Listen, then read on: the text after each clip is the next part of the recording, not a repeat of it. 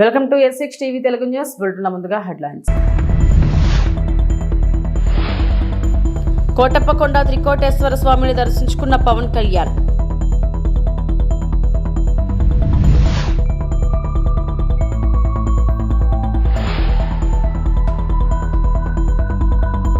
భూముల రీసర్వేపై క్రెడిట్ చోరీ, చంద్రబాబుపై జగన్ తీవ్ర ఆరోపణలు.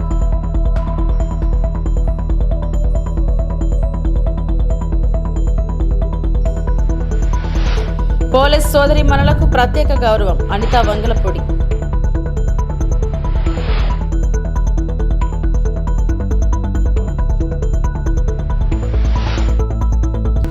నోటిఫికేషన్ రాకముందే కాంగ్రెస్ కు షాక్, చెన్నూరు నేత బీఆర్ఎస్ లో చేరిక.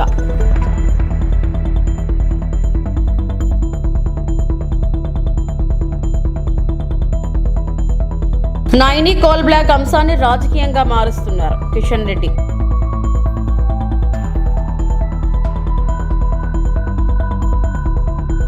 AP deputy CM Pawan Kalyan Kotappakonda Trikoteswara స్వామిని దర్శించుకున్నారు. హెలికాప్టర్లో అక్కడికి చేరుకున్న ఆయనకు అధికారులు, ప్రజాప్రతినిధులు స్వాగతం పలికారు. అనంతరం స్వామివారి దర్శనానికి పవన్ వెళ్లారు. ఆలయంలో ప్రత్యేక పూజలు నిర్వహించారు. కాసేపట్లో కొత్తపాలెం కోటప్పకొండ రోడ్డును ఆయన ప్రారంభించనున్నారు.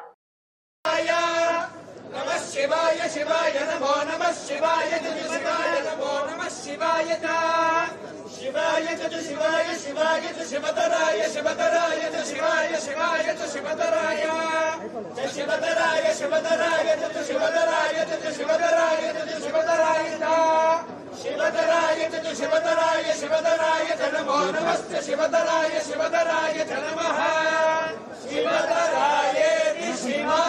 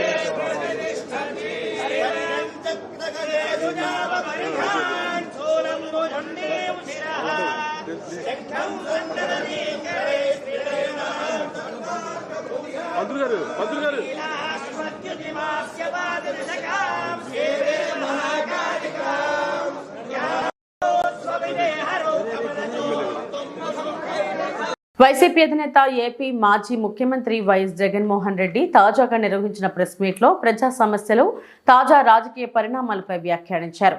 ముఖ్యంగా భూముల రీసర్వే అంశంలో సీఎం చంద్రబాబు నాయుడు క్రెడిట్ చోరీకి పాల్పడుతున్నారని ఆయన ఆరోపించారు. ఈ భూమండలంపై ఇంత దారుణమైన క్రెడిట్ చోరీ చేయగలవారు ఎవరు ఉంటారంటూ జగన్ తీవ్ర స్థాయిలో విమర్శలు గుప్పించారు. భూముల రీసర్వే చేయాలన్నా కనీస ఆలోచననైనా చంద్రబాబుకు ఎప్పుడైనా వచ్చిందా అని జగన్ ప్రశ్నించారు. రైతుల సమస్యలు తీర్చాలన్న చిత్తశుద్ధి బాబుకు లేదని వ్యాఖ్యానించారు. రైతులు ఎదుర్కొంటున్న భూ వివాదాలకు ఏకైక పరిష్కారం సమగ్ర భూ రీసర్వేనని స్పష్టం చేశారు. 2019కి ముందు భూములు సర్వే చేయడానికి అవసరమైన ఆధునిక టెక్నాలజీని లేదని, తన పాదయాత్ర సమయంలోనే భూముల రీసర్వే చేయాలన్న నిర్ణయం తీసుకున్నారని జగన్ అన్నారు.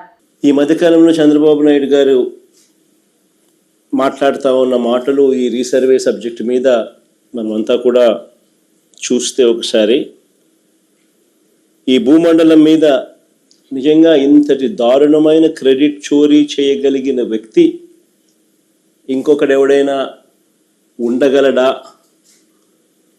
అని అనిపించేట్టుగా చంద్రబాబు నాయుడు గారు మాట్లాడుతూ ఉన్నారు. ఊసరి వెళ్ళి కూడా చంద్రబాబు నాయుడును చూసి బహుశా సిగ్గుపడుతుందేమో. అంతటి దారుణమైన మోసాలు, అంతటి దారుణమైన అబద్ధాలు. నేను సూటిగా చంద్రబాబు నాయుడు గారిని అడుగుతా ఉన్నా, మీ ద్వారా ప్రజలందరి తరపున అడుగుతా ఉన్నా, అయ్యా 4 సార్లు సీఎం అని చెప్పి చెప్పుకునే ఈ పెద్ద మనిషి చంద్రబాబు నాయుడు, నేను అడుగుతా ఉన్నా, భూముల రీసర్వే చేయాలన్న కనీస ఆలోచన అయినా కూడా నీకు ఎప్పుడైనా గతంలో వచ్చిందా అని. భూముల సర్వే చేయడంతో పాటు భూ రికార్డులన్నీ కూడా అప్డేట్ చేయడం, వాటిని ట్యాంపర్ చేయలేని విధంగా ఫిజికల్ అండ్ డిజిటల్ ఫార్మాట్లో రకరకాల వివిధ చోట్ల వాటిని భద్రపరచడం అట్ వేరియస్ లెవెల్స్. భూ యజమానులకు, రైతులకు శాశ్వత యాజమాన్య పత్రాలు, క్లియర్ టైటిల్స్ ఇవ్వడమే కాదు, ఆ క్లియర్ టైటిల్స్కు ప్రభుత్వం పూచీకత్తగా గ్యారంటీగా నిలబడుతుంది.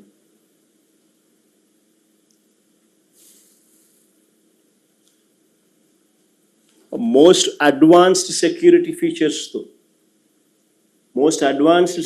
ఫీచర్స్తో ఎవరు కూడా ట్యాంపర్ చేయలేని విధంగా క్యూఆర్ కోడ్ను సైతం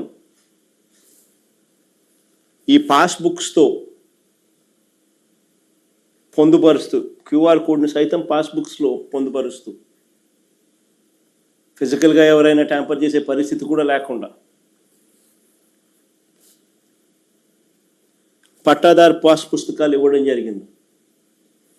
విజయవాడలోని క్యాంప్ ఆఫీసులో మహిళా కానిస్టేబుల్ సోదరి జయశాంతి మరియు ఆమె కుటుంబ సభ్యులపై హోమ్ మినిస్టర్ అనితా వంగలపూడి కలవడం చాలా ఆనందంగా ఉంది.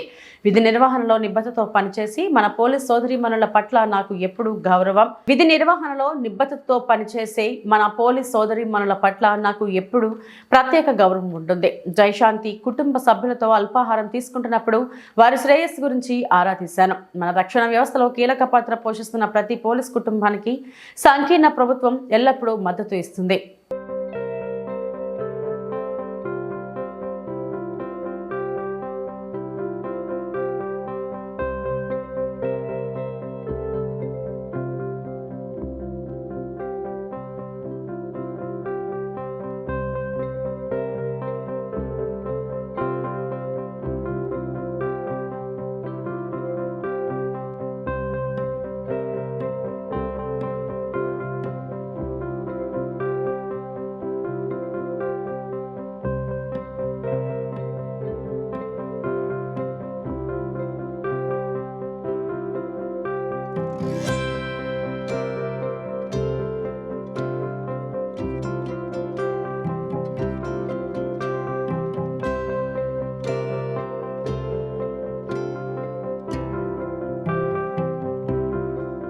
దేశంలో కేంద్ర ప్రభుత్వం అనేక ప్రదేశాల్లో వివిధ రకాల టెండర్లు ఆహ్వానించి పనులు కూడా సత్వరంగా జరిపిస్తుంది. కానీ ఎక్కడా లేని విధంగా కేవలం తెలంగాణ రాష్ట్రంలోని, అది కూడా నైని కోల్ బ్లాక్ విషయంలో ఆనాడు బీఆర్ఎస్, నేడు కాంగ్రెస్ ప్రభుత్వాలు ఉద్దేశపూర్వకంగా వివాదం సృష్టిస్తున్నాయి. ఒడిశాలో బీజేపీ ప్రభుత్వం ఏర్పడిన తర్వాత నైని కోల్ బ్లాక్ సింగరేణికి వచ్చేలా నేను స్వయంగా ఎంతో కృషి చేసి అనుమతులు తెప్పించిన తరువాత కూడా మాటిమాటికి ఇరు ప్రభుత్వాలు టెండర్లు ఉపసంహరించి సింగరేణికి నష్టం కలిగిస్తున్నాయి. శ్రీ జి కిషన్ రెడ్డి, కేంద్ర బొగ్గు గనుల శాఖ మంత్రివర్యులు. ఎన్ని రకాలుగా సింగరేణిని విధ్వంసం చేయవచ్చో గతంలో బీఆర్ఎస్ పార్టీ, ఈ రోజు కాంగ్రెస్ పార్టీ సింగరేణిని విధ్వంసం చేస్తా ఉన్నాయి. ఎంతసేపు తమ అవినీతి అక్రమాలకు సింగరేణి ఒక బంగారు బాతుగా వాడుకుంటూ మరి సింగరేణి కార్మికుల రక్తాన్ని, సింగరేణి కార్మికుల చెమటను దోచుకుంటున్న విషయాన్ని కూడా ఈ సందర్భంగా మనియేస్తా ఉన్నాం. సరిగ్గా ఇప్పుడు నైని కోల్ బ్లాక్ విషయంలో కూడా బీఆర్ఎస్ ఏ రకంగా పనిచేస్తుందో ఇది కూడా అదే విధంగా పనిచేస్తాం. గతంలో కేసీఆర్ ముఖ్యమంత్రిగా ఉన్నప్పుడు ఇదే నైని కోల్ బ్లాక్ విషయంలో టెండర్లోకి వెళ్లి టెండర్లు ఆహ్వానించి టెండర్ల ప్రక్రియ ముగించే దశలో మళ్ళీ ఆ రోజు ముఖ్యమంత్రి గారు జోక్యం చేసుకుని టెండర్లను రద్దు చేసిన విషయాన్ని సందర్భంగా మళ్ళీ ఈ రోజు కాంగ్రెస్ పార్టీ కూడా అదే పద్ధతిలో టెండర్లను ఆహ్వానించి మరి ఈ రోజు టెండర్లను ఉపసంహరించుకున్న విషయాన్ని ఈ సందర్భంగా మనవి చేస్తా ఉన్నాను. నేను కేంద్ర మంత్రిగా బాధ్యతలు తీసుకున్న తర్వాత ఒరిస్సాలో భారతీయ జనతా పార్టీ ప్రభుత్వం ఏర్పడిన తర్వాత నైని కోల్ బ్లాక్ సంబంధించినటువంటి అనుమతులు, చివరి అనుమతులు రావడానికి కూడా స్వయంగా ముఖ్యమంత్రి గారితో మాట్లాడి, కేంద్ర మంత్రి ధర్మేంద్ర ప్రధాన్ గారితో మాట్లాడి సింగరేణికి అనుమతులు వచ్చే విధంగా ప్రయత్నం చేసిన విషయాన్ని మరొకసారి మీకు గుర్తు చేస్తా ఉన్నా. ఆ రకంగా సుమారు 643 హెక్టార్ల అటవీ భూమిని ఒరిస్సా ప్రభుత్వము మరి సింగరేణికి అప్పగించేందుకు 4th జులై గత సంవత్సరం 2024లో మరి ఆమోద ముద్ర వేసిన విషయాన్ని ఈ సందర్భంగా మనం చేస్తాం. కానీ దురదృష్టం ఏంటంటే నైని కోల్ బ్లాక్ సంబంధించినటువంటి చివరి అనుమతులు వచ్చిన తర్వాత కూడా కాంగ్రెస్ పార్టీ ప్రభుత్వము అనేక రోజులుగా కోల్ బ్లాక్ సంబంధించినటువంటి పనులు ప్రారంభించాల్సింది పోయి టెండర్ల ప్రక్రియ పారదర్శకతతో కొనసాగించాల్సింది పోయి అనేక రకాలుగా కారణాలతో వాయిదా వేస్తూ వచ్చి ఇన్ని రోజులు ఆలస్యం చేయాల్సిన అవసరమే లేదు. గత సంవత్సరమే దీనికి సంబంధించినటువంటి టెండర్ల ప్రక్రియ పూర్తి చేయడానికి అన్ని రకాలుగా అనుమతులున్నాయి. చివరి అనుమతులు ఒరిస్సా ప్రభుత్వం నుంచి నేను స్వయంగా ఇప్పించాను. అనేక రివ్యూ మీటింగ్ లో స్వయంగా నేను సింగరేణికి సంబంధించినటువంటి అధికారులతో మాట్లాడాను. కానీ చివరికి ఈ రోజు ఈ యొక్క కోల్ బ్లాక్ సంబంధించినటువంటి టెండర్లు వచ్చిన తర్వాత మళ్లీ ఈ రోజు అది రద్దు కావడము, అనేక రకాల అక్రమాలు అవినీతి జరిగిందనేటువంటి వార్తలు రావడము నిజంగా ఇది సింగరేణి కార్మికుల పట్ల సింగరేణి పట్ల అన్యాయం చేస్తా ఉన్నారనే విషయాన్ని ఈ సందర్భంగా మనం చేస్తాం. నైని కోల్ బ్లాక్ సంబంధించి ఎండిఓ నియమించాల్సింది. ఎండిఓ పని 2 పనులు, బొగ్గు ప్రొడక్షన్ చేయడము, బొగ్గు రవాణా చేయడం. ఈ 2 పనులు సంబంధించినటువంటి టెండర్ అది. దానికి సైట్ విజిట్ సర్టిఫికెట్ అనేటువంటి ఒక కొత్త నిబంధన అది సింగరేణి ఇవ్వాలా. సింగరేణి ఆ సర్టిఫికెట్ ఇచ్చిన తర్వాత వాళ్ళకి సంబంధించినటువంటి సర్టిఫికెట్ లేకుండా టెండర్లో ప్రక్రియలో పాల్గొనడానికి వీల్లేదనేటువంటి ఎక్కడా లేనటువంటి నిబంధన నైని కోల్ బ్లాక్ విషయంలో మరి సింగరేణి యాజమాన్యము రాష్ట్ర ప్రభుత్వ పెద్దల ఆదేశాలతో పెట్టారనే విషయం మనకు అర్థమవుతా ఉంది. ఇప్పటి కూడా అనేక కోల్ బ్లాక్స్ లో కూడా సైట్ విజిట్ చేయాలనేటువంటి నిబంధన ఉంది. కానీ సెల్ఫ్ డిక్లరేషన్ ఎందుకు అంటే కోల్ బ్లాక్ చూడకుండా ఎక్కడుందో తెలియకుండా దానికి ట్రాన్స్పోర్ట్ ఉందా, క్లియరెన్సెస్ ఉన్నాయా, కనెక్టివిటీ ఉందా తెలియకుండా మరి టెండర్ లో పాల్గొంటే టెండర్ల ప్రక్రియ పూర్తయిన తర్వాత అటు ప్రభుత్వానికి గాని ఇటు కంపెనీలకు గాని ఇబ్బందులు వస్తాయి. దాని కారణంగా కోల్ ప్రొడక్షన్ లేట్ అవుతుందన్నటువంటి దృక్పథంతో కేంద్ర ప్రభుత్వము సైట్ విజిట్ చేసి సెల్ఫ్ డిక్లరేషన్ చేయాలనే నిబంధన పెట్టింది. దానికి సెల్ఫ్ డిక్లరేషన్ బదులు సింగరేణి ఈరోజు సర్టిఫికెట్ ఇస్తుంది అనేటువంటి నిబంధన పెట్టి వాళ్లకు నచ్చిన వాళ్ళకే విజిట్ సర్టిఫికెట్ ఇచ్చినట్టు మిగతా వాళ్ళకి ఇవ్వకుండా ఉండేటట్టు ఇందులో అనేక రకాల ఆరోపణలు ఈరోజు పత్రికల్లో ప్రచార సాధనాల్లో వస్తా ఉన్నాయి. మున్సిపాలిటీ ఎన్నికల నోటిఫికేషన్ రాకముందే కాంగ్రెస్ పార్టీకి పెద్ద షాక్. చెన్నూరు కాంగ్రెస్ సీనియర్ నాయకుడు ఉమ్మడి ఆదిలాబాద్ జిల్లా మాజీ జడ్పీ వైస్ చైర్మన్ మూల రాజిరెడ్డి తన అనుచరులతో కలిసి బీఆర్ఎస్ కార్యకర్త కేటీఆర్ సమక్షంలో బీఆర్ఎస్ పార్టీలో చేరారు. ఈ సందర్భంగా కేటీఆర్ వారికి గులాబీ కండువా కప్పి పార్టీలోకి సాధారణంగా ఆహ్వానించారు. చెన్నూరు మాజీ ఎమ్మెల్యే బాల్క సుమన్, పార్టీ నాయకులు ఈ కార్యక్రమంలో పాల్గొన్నారు. 3 ఏళ్ళు ఇంకా ప్రభుత్వం ఉన్నది. అలా ఆఖరి సంవత్సరం ఎలక్షన్ అనుకోండి, ఉన్నది 2 ఏళ్లే. మరి ఇలా రాజిరెడ్డి గారు వారితో పాటు మీరందరూ కూడా నిర్ణయం తీసుకున్నారు.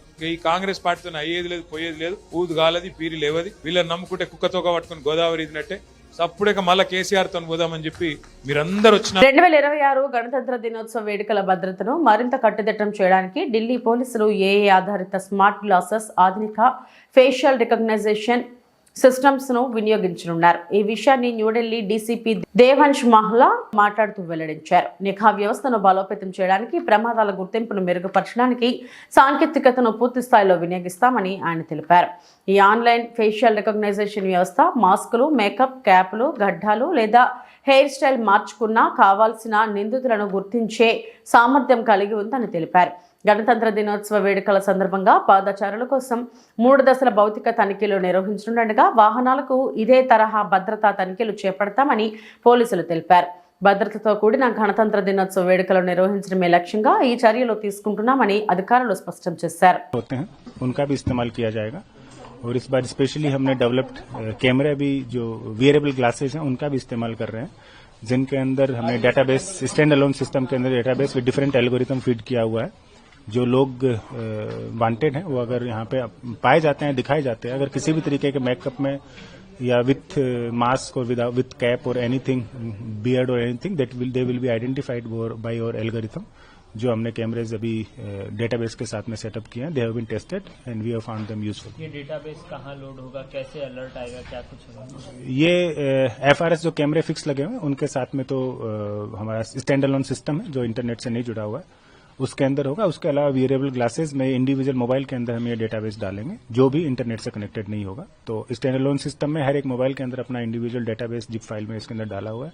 इस डेटाबेस को एल्गोरिथम में डिफरेंट तरीके से ट्रेन कर लिया गया है कि अगर किसी भी तरीके से आदमी, चाहे वो 20 साल पहले का हो या अभी का हो, कैसा दिखाई देगा, उसके दाढ़ी मूछ हो या बड़े बाल हो, उसके चेहरे पे कट हो, तो उस तरीके से वो दिखाई देगा. इसके अंदर एक और फीचर है कि अगर किसने फेस मास्क भी पहना हुआ है या फोटो है तो उसको भी वो आइडेंटिफाई करने में सक्षम होगा. सर 26 जनवरी का दिन भी है, तो उस लिहाज से सुरक्षा बलों की अगर बात करें तो क्या कुछ डिप्लॉयमेंट रहेगा?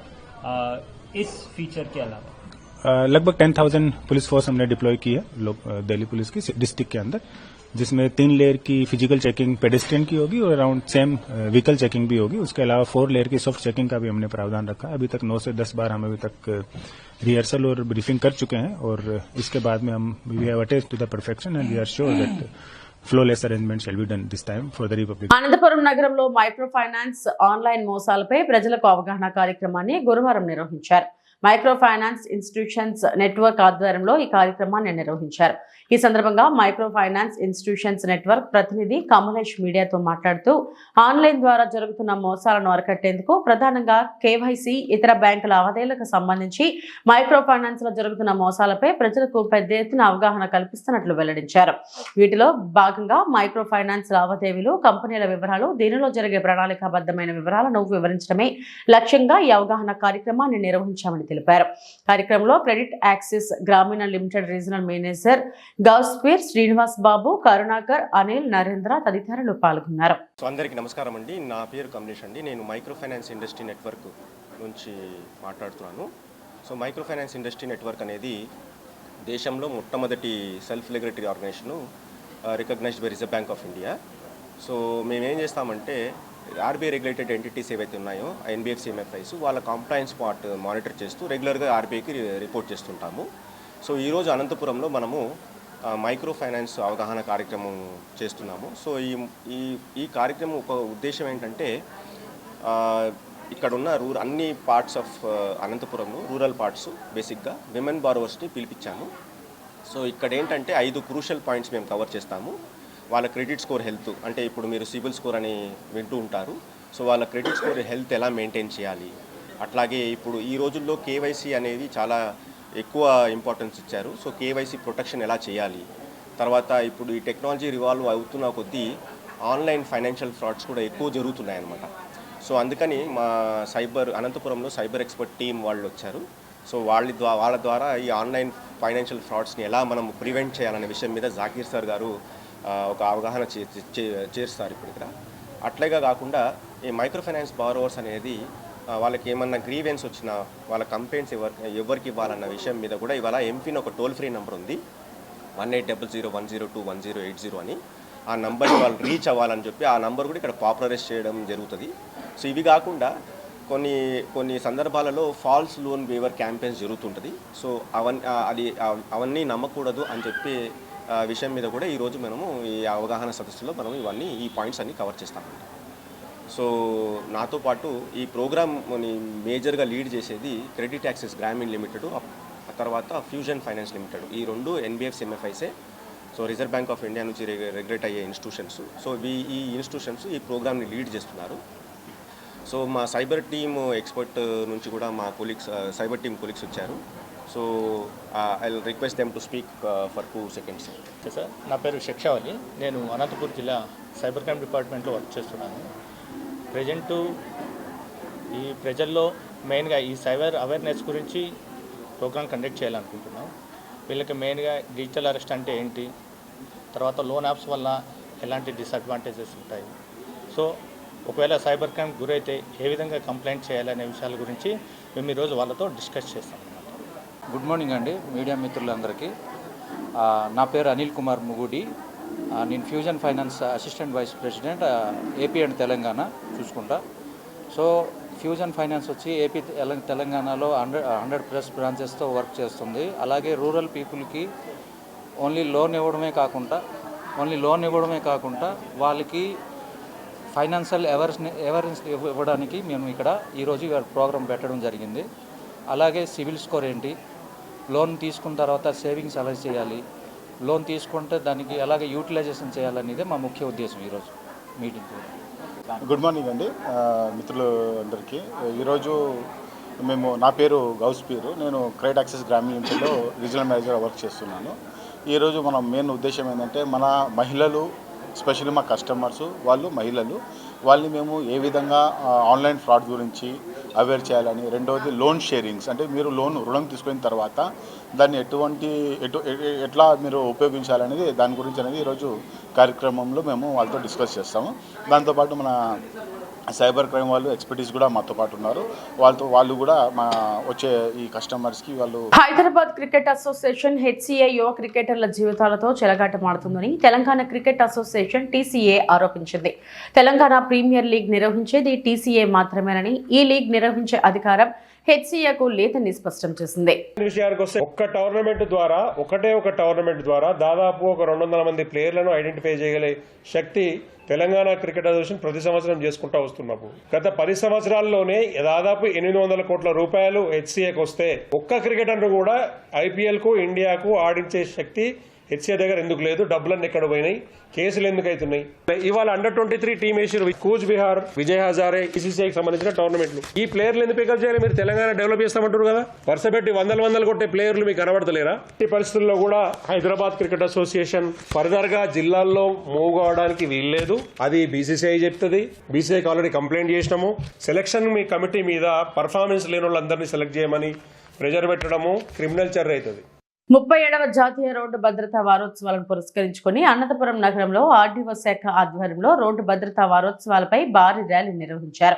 అనంతరం నగరంలోని మున్సిపల్ కార్యాలయం నుండి టవర్ క్లాక్ వరకు వివిధ కళాశాలల విద్యార్థులతో ర్యాలీ నిర్వహించారు.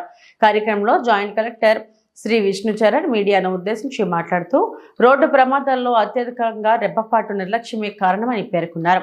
రోడ్డు ప్రమాదాలు ఒకరి నిర్లక్ష్యం కారణంగానే ఇరువైపులా నష్టపోవాల్సి ఉంటుందని, రోడ్డు భద్రతా నియమాలు పాటిస్తూ ప్రయాణిస్తే అత్యధిక ప్రమాదాలు నివారించవచ్చని ఆయన అన్నారు.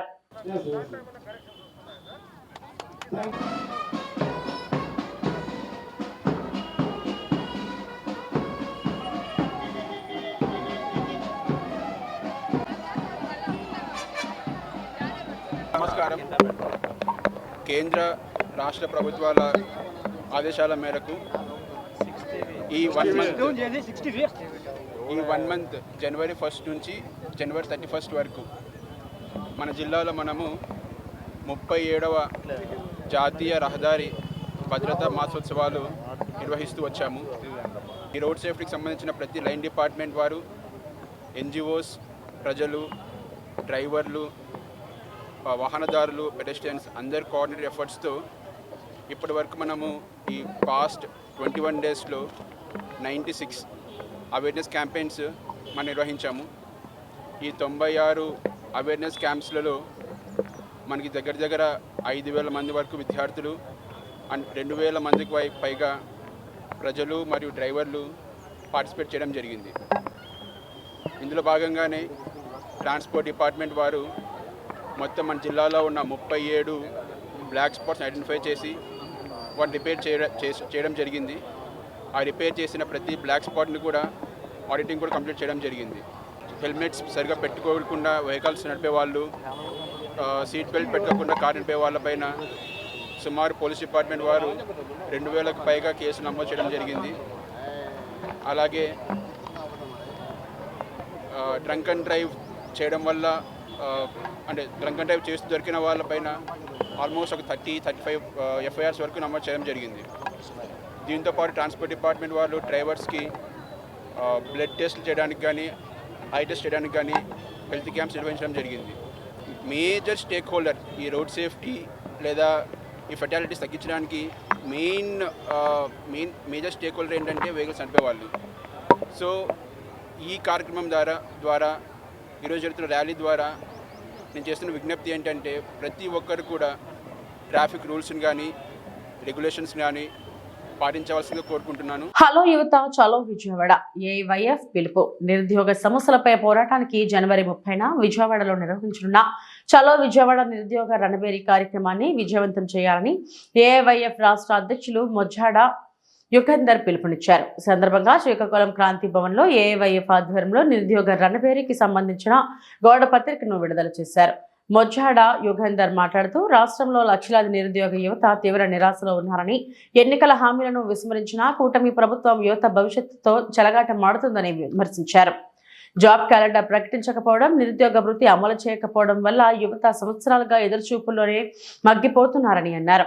AYF నాయకులు బొత్స సంతోష్, కొన్న శ్రీనివాసరావు మాట్లాడుతూ తక్షణమే జాబ్ క్యాలెండర్ ప్రకటించాలని, నిరుద్యోగ వృత్తి అమలు చేయాలని, ఖాళీ పోస్టులకు నోటిఫికేషన్లు విడుదల చేసి భర్తీ చేయాలని ప్రభుత్వాన్ని డిమాండ్ చేశారు. All India youth federation AIYF ఆధ్వర్యంలో ఈ నెల జనవరి 30వ తేదీన చెలో విజయవాడ కార్యక్రమం ఏర్పాటు చేయడం జరిగింది. దానికి ప్రధాన కారణము కూటమి ప్రభుత్వం అధికారంలోకి రాకముందు నిరుద్యోగ యువతల యొక్క సమస్యలు పరిష్కారం చేస్తాము, నిరుద్యోగ వృద్ధిస్తామని చెప్పిన కూటమి ప్రభుత్వం ఎంతవరకు కూడా అటువైపు ఆలోచన చేయడం లేదు. ముఖ్యంగా చూసినట్లయితే సూపర్ 6 హామీల అమలులో భాగంగా ప్రధానమైనది బాబు ష్యూరిటీ భవిష్యత్తు గ్యారంటీ అని చెప్పారు. బాబు ష్యూరిటీ ఎవరికి ఇచ్చారు? బాబు ష్యూరిటీ అంటే ఆ చంద్రబాబు నాయుడు గారు ముఖ్యమంత్రి, ఉప ముఖ్యమంత్రి, మంత్రులు, ఎమ్మెల్యేలందరికీ కూడా బాబు ష్యూరిటీగా ఉన్నారు. భవిష్యత్తు గ్యారంటీ అనే విషయానికి వచ్చినట్లు ఎవరికి కూడా భవిష్యత్తు గ్యారంటీ ఇచ్చినట్లుగా కూటమి ప్రభుత్వం లేదు. ముఖ్యంగా దానికి ప్రధాన కారణం ఏమిటంటే భవిష్యత్తు గ్యారంటీగా మేము నిలబడతాము, నిరుద్యోగుల పక్షాన మేము ఉంటామని చెప్పిన కూటమి ప్రభుత్వం ఈ రోజు నిరుద్యోగులను హామీలను గాలిలో వదిలేసిన పరిస్థితి ఉంది. మరి మీరు ఎవరికి గ్యారంటీ ఇస్తున్నారనేసి మేము ఏఐవైఎఫ్ గా డిమాండ్ చేస్తా ఉన్నాం. నిరుద్యోగ వృద్ధి ఇచ్చిన పరిస్థితి లేదు. అదేవిధంగా జాబ్ క్యాలెండర్ ప్రతి సంవత్సరము జనవరి. రాష్ట్ర అధ్యక్షులు ఈరోజు శ్రీకాకుళం జిల్లా క్రాంతి భవన్లో శిలా విజయవాడ వాల్ పోస్టర్ ఆవిష్కరించడం జరిగింది. దీని ప్రాముఖ్యత ఏంటంటే రాష్ట్రంలో గవర్నమెంట్ ఏర్పడిన తర్వాత ఎన్నికలకు ముందు వాగ్దానాలు వాగ్దానాలు చేశారు. ఎన్నికలు రాకముందు ఈరోజు ఎన్నికలు వచ్చాక యువత పట్ల ఎలక్షన్ తో ప్రవర్తిస్తున్న ఎన్డీఏ గవర్నమెంట్ తక్షణమే నిరుద్యోగులకి నిరుద్యోగ వృత్తి ఇవ్వాలి 3,000 రూపాయలు. వివిధ ప్రభుత్వ శాఖల్లో ఖాళీ కూడా 2,30,000 ఉద్యోగులు భర్తీ చేయాలి. అదే టైంలో ఈ రాష్ట్రంలో ప్రత్యేకంగా పరోక్షంగా ఆనాడు మంత్రి లోకేష్, ఈనాడు ఇప్పుడు మంత్రి లోకేష్ ఆనాడు ఒక పాదయాత్రలో పరోక్షంగా ప్రత్యేకంగా 20 లక్షల ఉద్యోగాలు కల్పిస్తామని చెప్పి ఈరోజు పూర్తి స్థాయిలో ఎటువంటి ఉద్యోగాలు కల్పించకుండా మేము ఇంటర్లిస్ట్ చేస్తాము, ఈ రాష్ట్రానికి ఆదుకుంటాం యువతని చెప్తున్నారు మాయ మాటలతో. దాదాపు 20 నెలలు గడుస్తున్నా ఇప్పటి వరకు ఎలాంటి ఉద్యోగాలు కల్పించలేదు. ఈ రాష్ట్రంలో ముగ్గురికి ఉద్యోగాలు వచ్చాయి, 4 ఉద్యోగాలు వచ్చాయి. ఒకటి ఆ నాన్న ముఖ్యమంత్రి, వాళ్ళ బాబు మంత్రి, వాళ్ళ దోస్తు డిప్యూటీ సీఎం, వాళ్ళ దోస్తులన్న ఎమ్మెల్సీ క్యాండిడేట్ గా ఎన్నుకున్నారు. ఈ 4 తప్ప ఈ రాష్ట్రంలో వేలాది మంది నిరుద్యోగులు ఉన్నారు. మీరు ఇచ్చిన హామీలు ఎండిపోయాయి. మీరు ఎవరికి హామీలు అమలు చేశారు? ఎన్ని ఉద్యోగాలు కల్పించారు? ఈ రాష్ట్రంలో తక్షణమే శాఖపత్రం విడుదల చేయాలి. ఇప్పటి వరకు అధికారంలోకి వచ్చిన దాదాపు 40 శాఖలు 42 శాఖలు. ఇవి ఇప్పటివరకు నా బులెటిన్ అప్డేట్స్.